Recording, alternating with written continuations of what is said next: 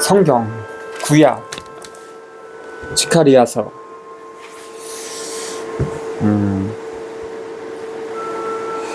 12장 1절부터 8절. 예언자는 다윗 시대처럼 온 이스라엘이 다시 통합될 가능성을 본다.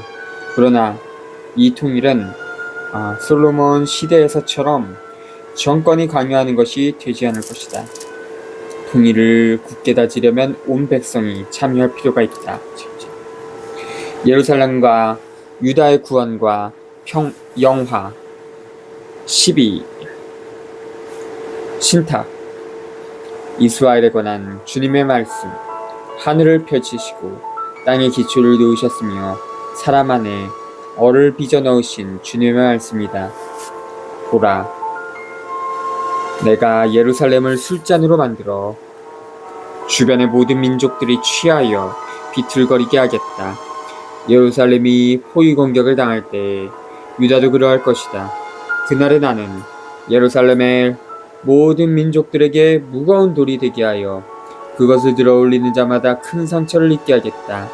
세상의 모든 민족들이 예루살렘을 거슬러 모여들 것이다. 주님의 말씀이다. 그날에 나는 말들을 모조리 쳐서 놀라게 하고 말 탄 자를 쳐서 미치게 하겠다. 유다 집안에서는 눈을 떼지 않겠지만 그 민족들의 말들은 모조리 쳐서 그 눈을 멀게 하겠다. 그러면 유다의 시족들은 마음속으로 예루살렘 주민들의 힘은 그들의 하나님 만군의 주님 안에 있구나 하고 생각할 것이다. 그날에 나는 유다의 시족들을 나무단 속에서 불붙은 도가니처럼 곡식단 속에서 불타는 횃불처럼 만들겠다. 그리하여 그들은 왼쪽과 오른쪽에 있는 주변의 모든 민족들을 삼켜버릴 것이다. 그러나 예루살렘은 같은 자리에 그대로 남아있을 것이다. 주님은 먼저 유다의 천막들을 구원할 것이다. 그래서 다윗 집안의 영화와 예루살렘 주민들의 영화가 유다보다 더 크지 않을 것이다. 그날에 주님이 예루살렘 주민들을 보호할 것이다. 그날에 그들 가운데 가장 연약한 이도 다윗처럼 되고 다윗 집안은 하나님처럼 곧 그들 앞에 선 주님의 천사처럼 될 것이다. 찔려 죽은 이를 위한 애도. 그날에 나는 예루살렘을 치러 오는 모든 민족들을 없애버리고 말겠다. 나는 다윗 집안과 예루살렘 주민들을 위해 은총과 자비를 구하는 영을 부어주겠다. 그리하여 그들은 나를 곧 자기들이 찌른 이를 바라보며 외아들을 잃고 곡하듯이 그를 위하여 곡하고 맏아들을 잃고 슬피 울듯이 그를 위하여 슬피 울 것이다. 그날에 무깃도 벌판에서 하닷 림몬을 위하여 곡하는 것처럼 예루살렘에서도 곡소리가 크게 울릴 것이다. 나라가 곡하고 가족마다 따로따로 곡할 것이다. 다윗 집안의 가족이 따로 곡하고 그들의 여자들도 따로 곡할 것이다. 나탄의 집안이 따로 곡하고 그들의 여자들도 따로 곡할 것이다. 레위 집안의 가족이 따로 곡하고 그들의 여자들도 따로 곡할 것이다. 시므이의 가족이 따로 곡하고 그들의 여자들도 따로 곡할 것이다. 남은 자들의 가족마다 따로따로 곡하고 그들의 여자들도 따로 곡할 것이다. 우상 숭배와 거짓 예언자는 사라지리다. 13. 그날에 다윗 지방과 예루살렘 주민들의 죄와 부정을 씻어줄 샘이 터질 것이다. 12장 9절부터 13장 1절. 재통합을 위해 요구되는 첫 번째 행위는 주님께서 유일한 절대자이심을 인정하는 일이다. 두 번째는 우상을 섬기던 자기네 죄를 인정하는 일이다. 백성 자신은 자기네 죄 때문에 귀양살이에 벌을 받았다. 요한 19장 27절은 이 심상을 모든 사람의 죄를 대신 지고 가신 예수님께 적용한다. 깨끗해지는 과정은 그저 한번 해보는 행위가 아니다. 거듭 하느님 안에 자기 인생의 원천을 둘 것을 요구하는 끊임없는 과정이고 마음자세다.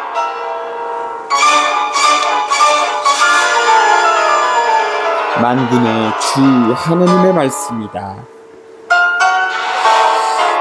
만군의 주님의 말씀이다. 그날에 나는 이 땅에서 우상들의 이름을 없애버려 그들이 다시는 기억되지 못하게 하겠다. 또한 나는 예언자들과 더러운 영을 이 땅에서 치워버리겠다. 그런데도 어떤 사람이 계속 예언하면 그를 낳은 아버지와 어머니가 그에게 너는 주님의 이름으로 거짓을 말하였으니 이제 더 이상 살지 못한다 할 것이다. 그가 예언할 때 그를 낳은 아버지와 어머니가 그를 찌를 것이다.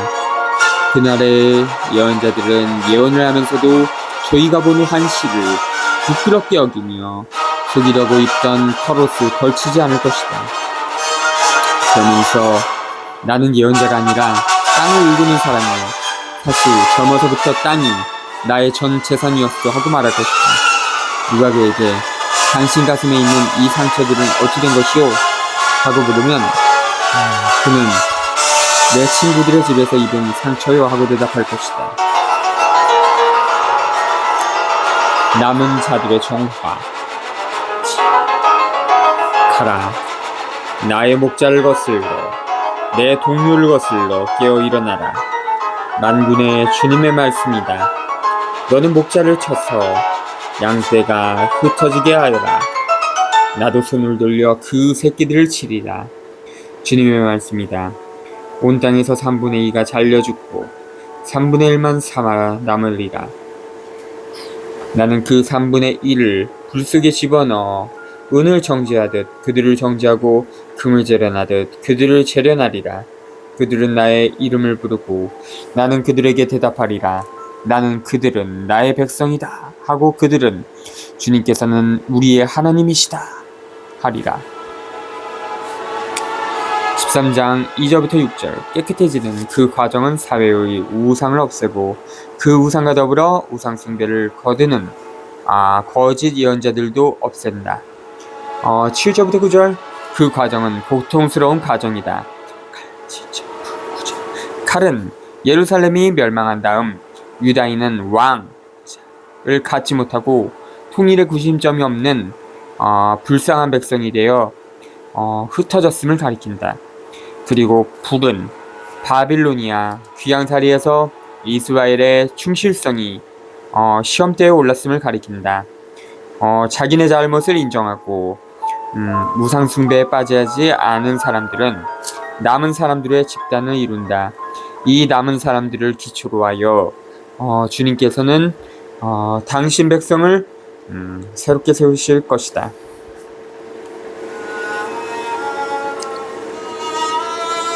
주님의 날 14장 1절부터 21절. 이 마지막 장은 아마 뒤에 가서 덧붙였을 것이다.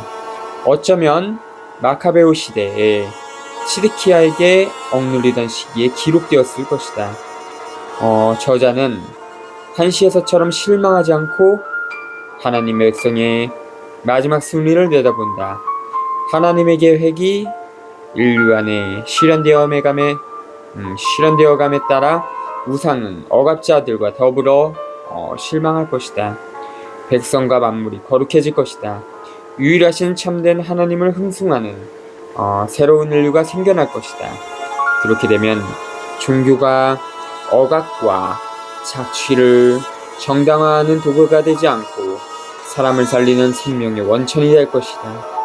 하나님의 계획을 당신 백성이 인정하고 실현할 때 모든 나라가 모여와 자기네의 생활 방식을 완전히 바꾸게 될 것이다.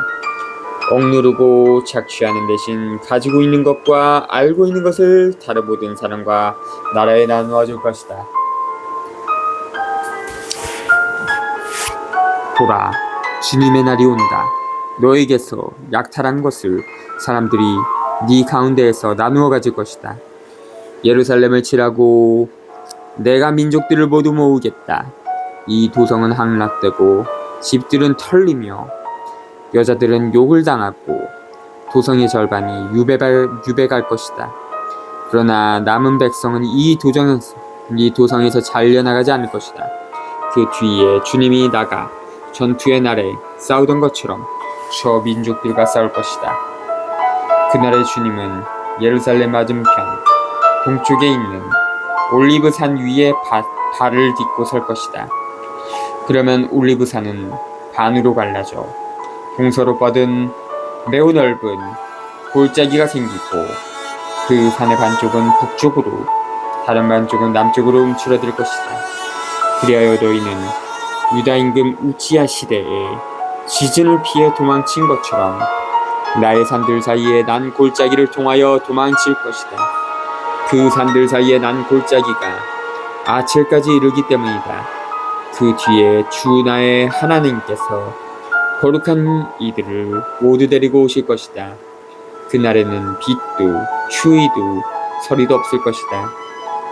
주님만 하시는 그날에는 낮과 밤이 없고 낮과 밤이 없이 대낮만 이어지고 저녁 때에도 빛이 있을 것이다. 그날에는 또 예루살렘에서 생수가 솟아 나와 절반은 동쪽 바다로 절반은 서쪽 바다로 흘러갈 것이다. 여름에도 겨울에도 늘 그러할 것이다. 그리고 주님께서 온 세상의 임금이 되실 것이다. 그날에는 주님이 한 분뿐이시고 그 이름도 하나뿐일 것이다. 게바에서 예루살렘 남쪽 림몬까지 온 땅은 평지로 바뀔 것이다. 그러나 예루살렘은 베냐민 대문에서 첫 대문이 있는 곳까지 곧 모퉁이 대문까지 그리고 하나넬 탑에서 왕실 포도와까지 그 자리에 우뚝 솟아 남을 것이다.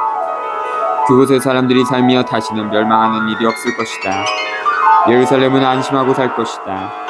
주님께서 예루살렘과 전쟁하는 모든 민족들을 치실 재앙은 이러하다. 그들이 지발로 서 있는 동안에 살이 썩고 이날은 눈 구멍 속에서 터는 입 안에서 썩을 것이다. 그날에 주님께서 내리신 커다란 공포가 그들에게 떨어지고 그들은 서로 손을 들어 저희끼리 싸움을 벌일 것이다. 유다도 예루살렘에서 싸울 것이다. 그리고 주변 모든 민족들의 재물 곧 매우 많은 금과 은과 옷가지들이 모을 것이다. 이와 같은 재앙이 말과 노새와 낙타와 나귀할 것 없이 그들의 진지에 있는 모든 짐승들에게도 내릴 것이다. 그러면 예루살렘을 치러 온 모든 민족들 가운데에서 살아남은 자들이 모두 임금이신 만군의 주님을 경배하러 해마다 올라와서 초막절을 지낼 것이다. 이 세상의 어느 시족이든 예루살렘으로 올라와 임금이신 만군의 주님을 경배하지 않으면 그들 위에 비가 내리지 않을 것이다. 이집트 시족이 올라와 참석하지 않으면 초막절을 지내러 올라오지 않는 민족들에게 주님께서 보내시는 재앙이 그들에게도 내릴 것이다.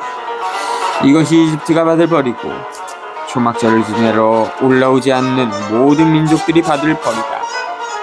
그날에는 말 방울에도 주님께 성별된 것이라고 새겨지고 주님의 집에 있는 솥들은 제단 앞에 있는 그릇들처럼 될 것이다.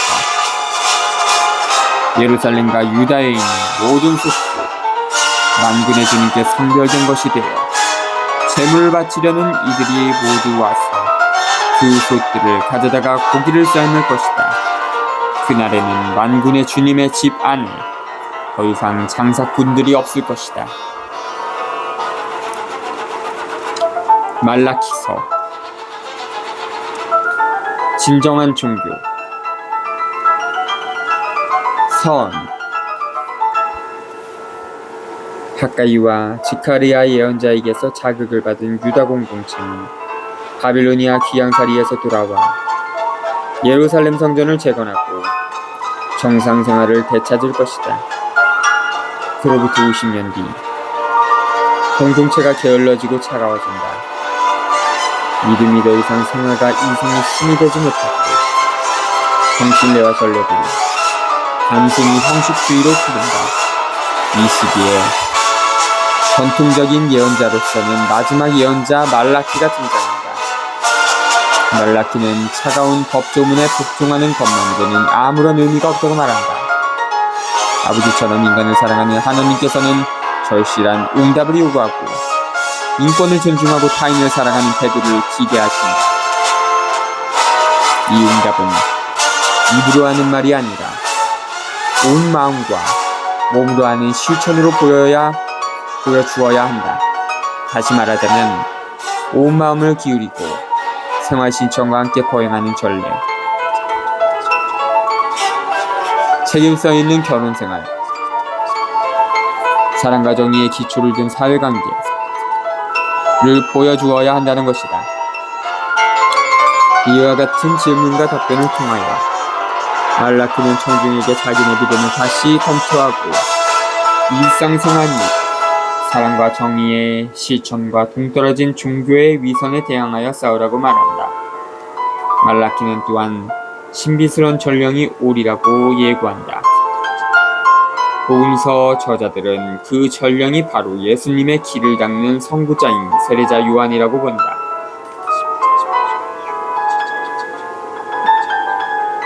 마지막으로 예언자는 하나님께서 올바른 사람들, 즉 하나님의 계획을 눈앞에 두고 당신 뜻을 행하려고 애쓰는 사람들을 잊지 않으심을 생각하게 한다. 마지막 승리는 불경스러운 자들이 아니라 그런 올바른 사람들이 거둘 것이다. 머리글 1. 신탁. 말라키를 통하여 이스라엘에 내리신 주님의 말씀. 1장 1절. 말라키는 아마 우리에게 언제까지나 별로 알아주지 않는 예언자로 남을 것이다. 그의 이름부터가 나의 전령을 뜻한다. 2절부터 5절. 말라키는 유다가 스스로를 재건하려고 투정하던 시기에 예언을 한다. 예언자는 유다인의 무식함을 뒤흔들어 놓기 위하여 본질적인 사실, 즉 유다 백성은 주님께서 선택하고 사랑하시는 백성임을 돌아보게 한다. 어떻게 그 사실을 알 수 있는가? 하나님께서 에돔인의 선조 에사우보다 유다인의 선조 야곱을 우선적으로 선택하신 사실로 알 수 있다. 이 사실을 확인하기 위하여 말라키는 얼마 전에 아랍인의 침공을 받은 에돔의 불행을 떠올리게 한다. 이스라엘과 에돔. 나는 너희를 사랑한다. 주님께서 말씀하신다. 그러나 너희는 어떻게 저희를 사랑하셨습니까? 하고 말한다. 에사우는 야곱의 영이 아니냐? 주님의 말씀이다. 그러나 나는 야곱을 사랑하고 에사우를 미워하였다. 나는 그의 산들을 폐허로 그의 상속지를 승냥이들이나 사는 광야로 만들었다. 우리가 파괴되었지만 황폐해진 곳을 다시 세우리라 하고 에돔이 생각하지만 만군의 주님께서 이렇게 말씀하신다. 그들이 세워도 내가 헐어버리리라. 그래서 죄악의 땅, 주님께서 영원히 노여워하시는 백성이라고 불리리라. 너희는 그것을 보고 주님께서는 이스라엘의 국경 너머에서도 위대하시다 하고 말하리라.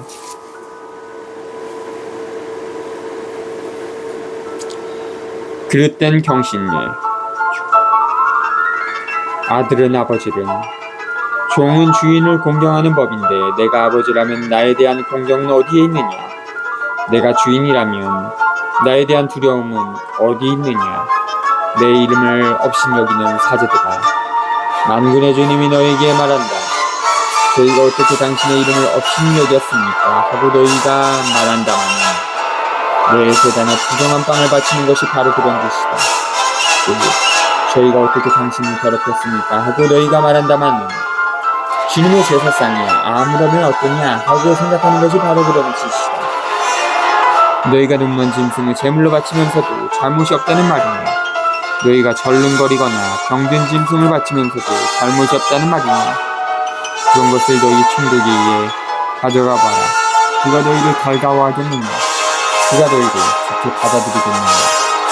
만군의 주님께서 말씀하신다.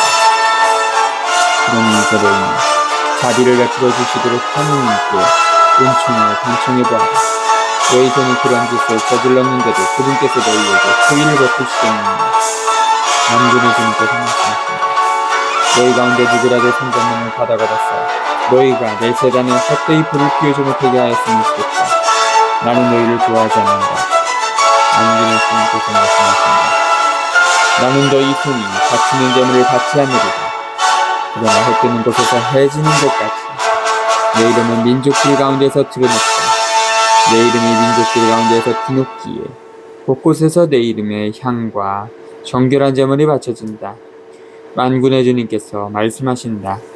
그러나 너희는 주님의 제사상이 더럽혀졌으니 그 위에 있는 음식이야 아무러면 어떠냐 하고 말하여 내 이름을 더럽힌다.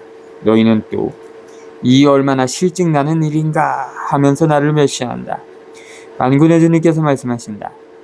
너희는 훔친 짐승, 절름거리거나 병든 짐승을 몰고 와서 제물로 바치는데 내가 그러한 것을 너희 손에서 달갑게 받겠느냐?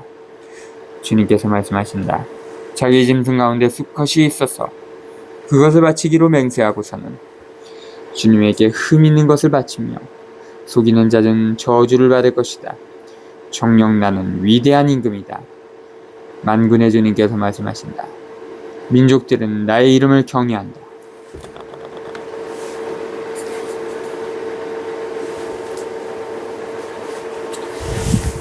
어, 6절부터 14절.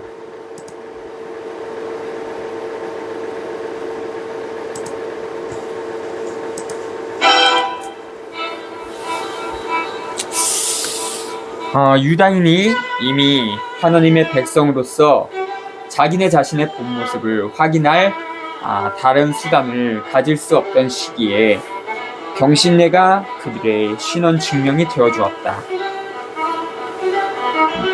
이스라엘 사람들은 경신례에서 자기들이 하나님과 맺은 관계에 대한 애정과 존중심을 볼 수 있는 형태로 표현했다. 말라기는 경신례를 소홀히 하는 사제들을 비판한다. 그들은 사제 직분 수행에 염증을 느끼고 있었다. 그래서 사제들은 이스라엘 사람들로서는 자기네 본 모습을 유지할 수 있는 유일한 형태인 경신례를 별로 중요하게 여기지 않았다. 하나님께서 당신 백성 안에서가 아니면 어디서 존경과 흠숭을 받으시란 말인가?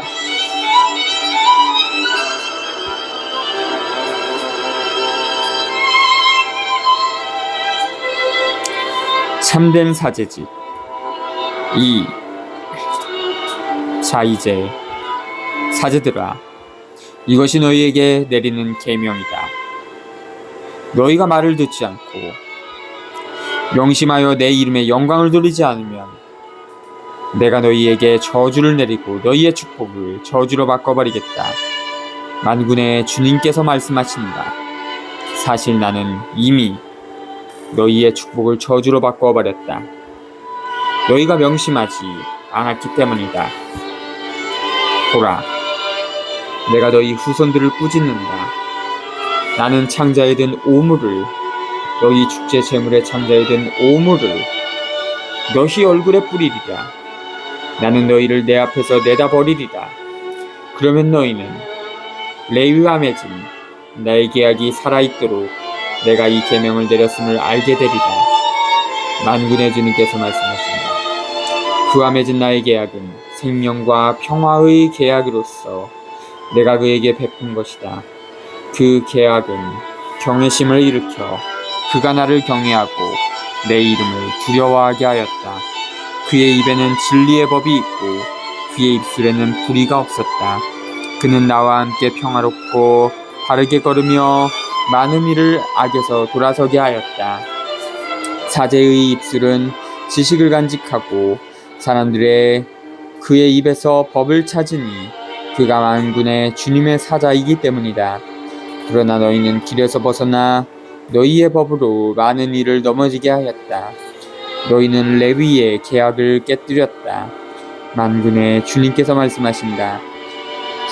그러므로 나도 너희가 온 백성 앞에서 멸시와 천대를 받게 하리라. 너희는 나의 길을 지키지 않고 법을 공평하게 적용하지 않았다. 2장 1절부터 9절. 사제들이 수행해야 할 두 가지 기능은 경신례를 집전하고 계약의 규범을 올바르게 가르치는 일이다. 예언자는 이미 그들이 경신례를 소홀히 한 점을 비판했다. 이제 예언자는 계약의 규범으로부터 백성을 따로 떼어놓는 사제들의 사악한 가르침을 고발한다. 혼혈혼과 이혼에 대한 경고. 우리 모두의 아버지는 한 분이 아니시냐? 한 분이신 하나님께서 우리를 창조하지 않으셨느냐?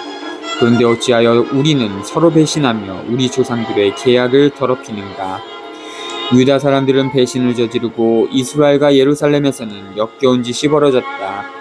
유다 사람들은 주님께서 사랑하시는 그분의 성소를 더럽히고 이방신을 섬기는 여자들과 혼인하였다. 주님께서는 이런 짓을 하는 사람들을 증인이건 보증인이건 만군의 주님께 제물을 바치는 사람이건 야곱의 천막에서 모두 없애버리시리라.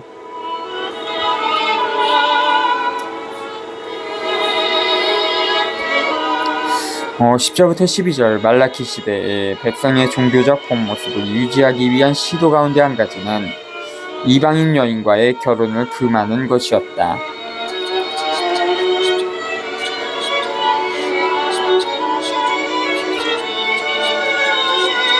그 이유는 결혼 자체에 있지 않고 공동체를 오염시킬지도 모를 우상 숭배의 위험 때문이었다. 공동체는 온전히 그리고 오로지 주님께 속해야 하기 때문이다.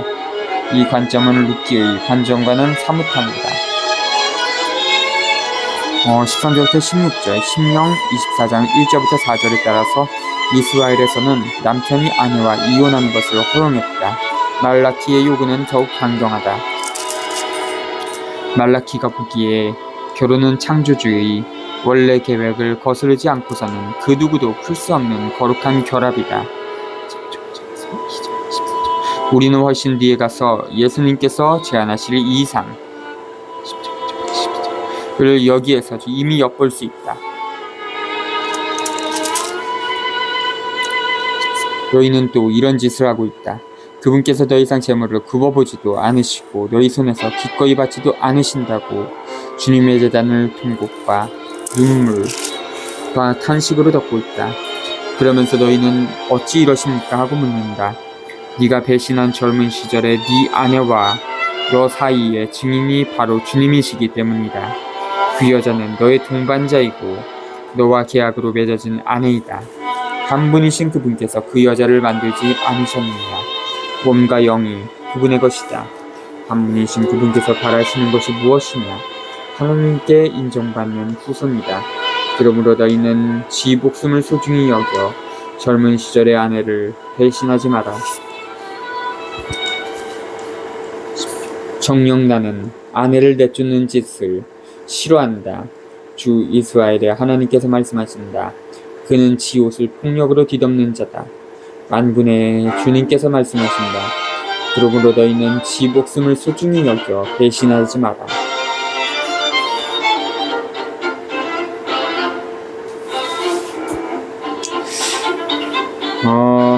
2장 17절부터 3장 5절. 충실한 백성에게 커다란 악한 표양 가운데 한 가지는 억압자들과 착취자들이 다른 사람들을 선입견을 가지고 미리 판단하면서도 늘 우대와 존경까지 받는 광경을 보는 것이다. 말라키는 하나님께서 개입하여 정의와 인권이 만민 앞에서 실현되고 세워지는 새로운 질서를 세우시리라고 말하면서 그 악한 표현에 답변한다. 그리고 신비스러운 전령은 마지막 시대에 올 것으로 기대하던 인물이다. 예수님께서는 이 본문을 세례자 요한에게 적용하실 것이다.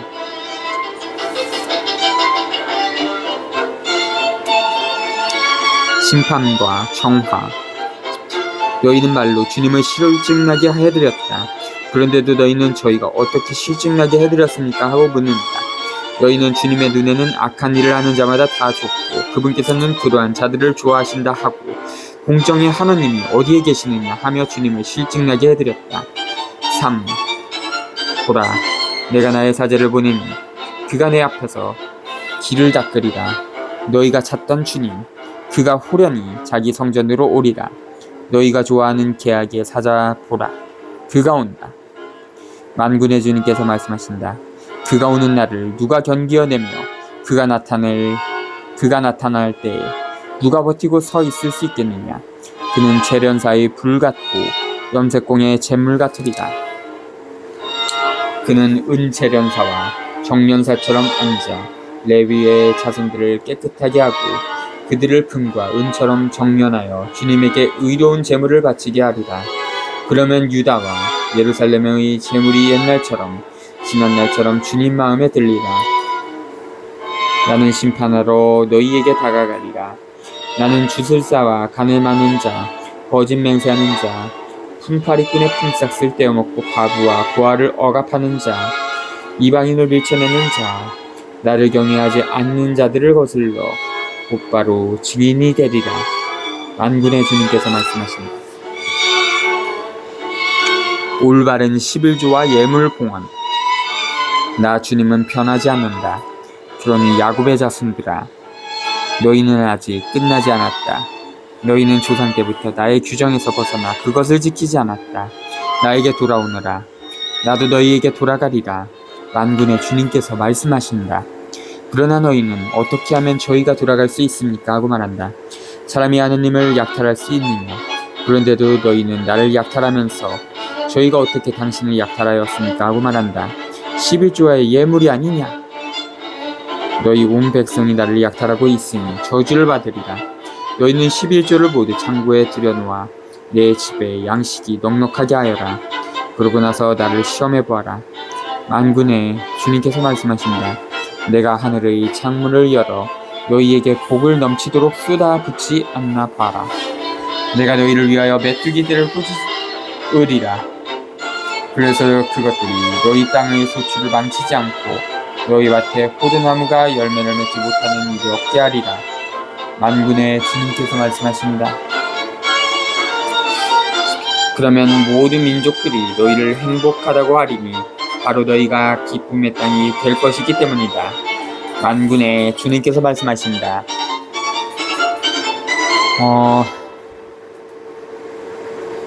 3장 6절부터 12절. 11조를 주님께 바치는 것은 당신을 온 땅의 주님으로 인정하면서 충성심을 표하고 가뭄과 재해로 위협을 당하는 수확에 대한 복을 비는 한 가지 방법이었다. 주님의 날에 드러나는 정의. 너희는 나에게 무함한 말을 하였다. 주님께서 말씀하신다. 그런데도 너희는 저희가 당신께 무슨 무리한 말을 하였습니까? 하고 말한다. 너희는 이렇게 말하였다. 하나님을 섬기는 것은 헛된 일이다. 만군의 주님의 명령을 지킨다고 그분 앞에서 슬프게 걷는다고 무슨 이득이 있느냐. 오히려 이제 우리는 거만한 자들이 행복한다고 말해야 한다. 악을 저지르는 자들이 번성하고 하느님을 시험하고도 화를 입지 않는다. 그때 주님을 경외하는 이들이 서로 말하였다. 주님이 주의를 기울여 들었다. 그리고 주님을 경외하며 그의 이름을 존중하는 이들이 주님 앞에서 비망록에 쓰여졌다. 그들은 나의 것이 되리라. 만군의 주님께서 말씀하신다. 내가 나서는 날에 그들은 나의 소유가 되리라. 부모가 자기들을 섬기는 자식을 아끼듯 나도 그들을 아끼리라. 그러면 너희는 다시 의인과 악인을 가리고 하느님을 섬기는 이와 섬기지 않는 자를 가릴 수 있으리라. 보라, 화덕처럼 불붙는 날이 온다. 거만한 자들과 악을 저지르는 자들은 모두 건불이 되리니 다가오는 그날이 그들을 불살라 버리리라. 만군의 주님께서 말씀하신다. 그날은 그들에게 뿌리도 가지도 남겨두지 않으리라. 그러나 나의 이름을 경외하는 너희에게는 의로움의 태양이 날개와 치유를 싣고 떠오르리니 너희는 외양간의 송아지들처럼 나와서 뛰놀리라. 그리고 너희는 악인들을 짓밟으리라. 내가 나서는 날에 그들은 너희 발바닥 밑의 재가 되리라. 만군의 주님께서 말씀하신다. 13절부터 21절 이 대목은 더욱 극적인 모양으로 2장 17절부터 3장 5절에서 이미 전개한 주제로 돌아간다. 답변은 같다. 하나님께서 정의를 실현하시리라는 것이다. 중요한 사실은 올바른 사람들은 충실하게 남고 하나님께서는 그들을 통하여 불의를 깨부수시리라는 것이다. 22절부터 24절 이 대목은 뒤에 가서 덧붙인 것으로서 아직도 어려운 시기에 백성에게 용기를 불어넣어 주려는 목적을 가지고 있다. 루카는 이 본문을 세례자 요한에게 적용한다. 세례자 요한은 예수님 안에서 실현된 주님의 날, 정의가 실현되는 날을 준비하는 엘리야 예언자다.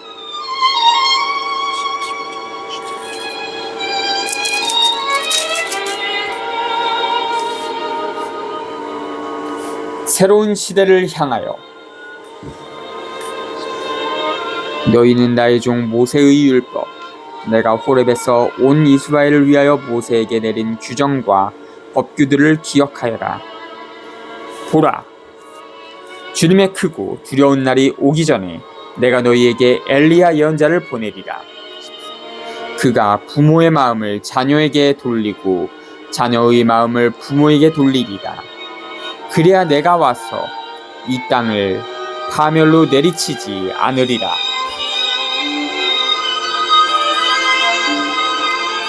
자주